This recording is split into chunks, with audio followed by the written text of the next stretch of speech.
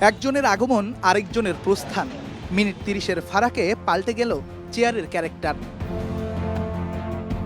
দেশের ক্রিকেটে আরেকটি বিশেষ দিন, বিশেষ বলা যাবে নাকি বিতর্কিত, এই তর্কটা দেশের ক্রিকেট প্রেমীদের ওপরেই ছাড়া হলো। তবে বাস্তবতা বুলবুলকে হটিয়ে বিসিবির হট চেয়ারের মালিক এখন তামিম ইকবাল খান।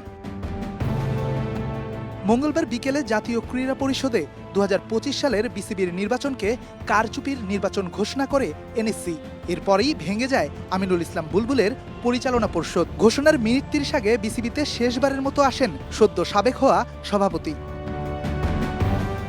ঘোষণা আসার পরেই তড়িঘড়ি করে একে একে বেরিয়ে যায় বিদায়ী পরিচালকরা। ফারুক আহমেদ, আদনান রহমান দীপনরা ছেড়ে যান বিসিবির প্রাঙ্গণ। খানিক বাদেই পেছনের গেট দিয়ে বিসিবি ছাড়েন আমিনুল ইসলাম বুলবুল। বুলবুলের প্রস্থানের পরেই বিসিবিতে বাড়তে থাকে অতিথি পাখির আগমন। প্রতিবার বোর্ড সভাপতি পরিবর্তন হলে যা হয় আর কি, এদিনও ব্যতিক্রম ঘটেনি। পুলিশি নিরাপত্তা বাড়িয়ে তখন অপেক্ষা শুধু অ্যাডহক কমিটির নতুন সভাপতির। অপেক্ষার অবসান ঘটিয়ে ঠিক ৫:৪৫ সুটেড বুটেড হয়ে নতুন পরিচয়ে তামিম আসেন ক্রিকেট বোর্ডে।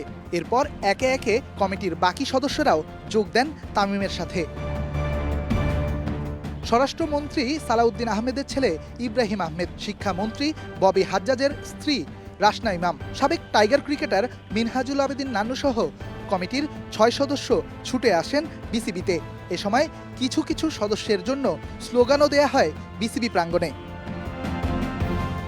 এরপর বিসিবিতে রুদ্ধদ্বার বৈঠকে বসেন তামিম ইকবাল নেতৃত্বাধীন অ্যাডহক কমিটি। বৈঠক শেষে নিশ্চয়ই আগামীর বিসিবি কেমন হবে তাই জানাবেন নতুন সভাপতি। Redwan Shaon, star news, Dhaka.